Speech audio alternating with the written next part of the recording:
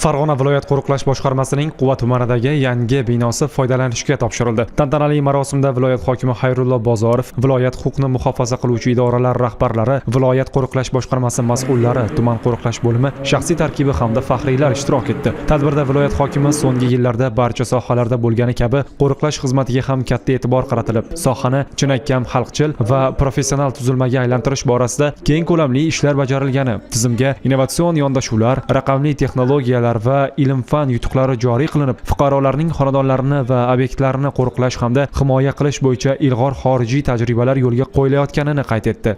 Ramziy lenta qilib, zamonaviy qiyofa kasb etgan binoda yaratilgan shart-sharoit va qulayliklar bilan yaqindan tanishildi. Zamon talablariga mos ravishda barpo etilgan ushbu maskan ham shaxsiy tarkib uchun munosib tuhfa bo'lganligi ta'kidlandi. Bunday e'tibor yaratilgan shart-sharoitlar barcha xodimlarga yurt osudaligi, aholi tinchligini asrash va himoya qilish, jamoat tartibini saqlash va xavfsizlikni ta'minlash, jismoniy va yuridik shaxslarning mol-mulklarini kafolatli qo'riqlashda yanada kuch-quvvat hamda shijoat bag'ishlashiga ishonch bildirildi. Bunaqa sharoitlar biz ishlagan paytlarda yaqiniga ham kelmagan sharoitlar edi. Bu yerdagi ajratilgan xizmat avtomobillari, xodimlarga yaratilgan sharoitlar, bu bizni hayolimizga ham kelmagan.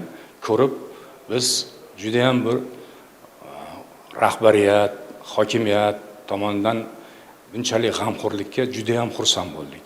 Shunchalik sharoitlar yaratilibdiki, endi faqat sidqi dildan, yurakdan chiqarib vatanga xizmat qilish qoldi.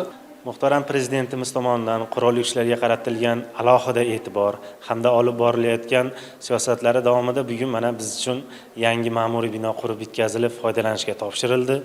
O'ylaymanki, bu binoda xizmat olib borayotgan barcha safdoshlarimiz bilan birga ushbu hududimizda, viloyatimizda jinoyatchilik hamda qonun buzilish holatlarini oldini olish bo'yicha sidqi dildan xizmat qilib, bizga berilgan imkoniyat va ishonchni albatta oqlash yo'lida barchamiz yelkama-yelka xizmat olib boramiz.